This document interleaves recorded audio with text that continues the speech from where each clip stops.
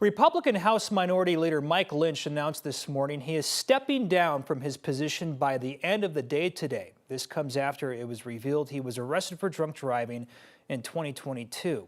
In a statement, he said, "I look forward to working with the new leadership to collaborate and forge a path forward that will lead to a better, safer, and stronger Colorado." Monday, he survived a no-confidence vote within the House GOP and avoided getting ousted yesterday when he didn't show up for a vote. On Monday on talk radio, he addressed his 2022 arrest for drunk driving. He said he, quote, received peace from Jesus for driving drunk while armed with a handgun. Lynch was driving 90 miles per hour on I-25 with a blood alcohol level twice the legal limit. In his report, the trooper wrote he feared for his safety when Lynch reached for a handgun in his pocket. Lynch was arrested while the legislature was not in session. We expect to learn more about his resignation today, and we'll bring you more here on 9 News. Today, the trains at Denver's airport are running again after damage on the tracks caused long delays and huge lines. Turns out crews found damage to a small switch plate while inspecting the tracks. That caused huge delays yesterday as people tried to make it to their gates. All night, crews worked to fix the damage. DIA says things are now back to normal. And to help keep traffic moving, the airport used buses to get passengers from the A concourse to B and C levels. Regular train service then resumed just before 4 o'clock this morning. The airport is actually gearing up for a train upgrade here. The first of its new cars arrived just before Christmas. DIA says the new trains will start running this summer. If you drive a newer Model 4 Explorer, this news is for you. Ford is recalling nearly 2 million of them. A piece of the vehicle could fly off and cause a problem for other drivers.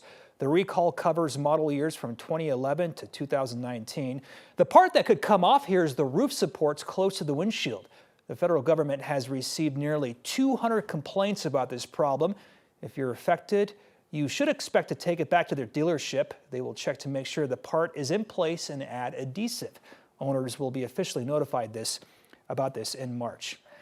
And taking a live look over Denver right now at the skyline. Today is a great day to get out and enjoy the day if you have the time off today. Here in the studio, Lauren Robinson. I love the blue sky, nice weather. It's Colorado. It's still winter though. It is still winter, but it is nice to see sunny skies and manageable temperatures, you know, after. And it's been a few weeks now since that Arctic plunge we saw, but I'm still not over it. No, I'm still feeling that cold in my bones. Exactly. I'm still thawing out from that, so I could use some of these temperatures. The good news is we do still have some snow in store. That's not going to come until late Thursday and into early Friday. In the meantime, do exactly as Jeremy just said and enjoy our beautiful, colorful Colorado. 50 degrees right now at DIA. A little bit of cloud cover out there, but with winds coming in from the west-northwest at only 5 miles per hour, it actually feels like 50 degrees out there. Now, as we take a look at our HD Doppler radar, we don't have too much happening. Some light snow showers in scattered areas of the high country. We saw some earlier this morning. Now we're just looking at a little bit of light snowfall far northwest, and this is going to push its way through areas like Meeker and Craig, and then slowly dissipate into the high country. Now, as we take a look at what we're expecting through the rest of the day, in and out cloud cover, mild and calm temperatures with winds coming in at only around 5 to 10 miles per hour. Afternoon temperatures reach the low 50s, but of course, that's not going to stay for too long. We're going to see that for one more day tomorrow before those snow chances move in late Thursday and into Friday. After that, a warm and sunny weekend ahead. I'll have all of those details in my 7-day forecast. An Aurora officer who was acquitted in the death of Elijah McClain is leaving the agency. He will also receive more than $400,000. Nathan Woodyard was found not guilty of reckless manslaughter and free to return to the police force. A settlement agreement, though, obtained by 9 News shows he resigned after getting paid $212,000 in back pay for the time he was suspended.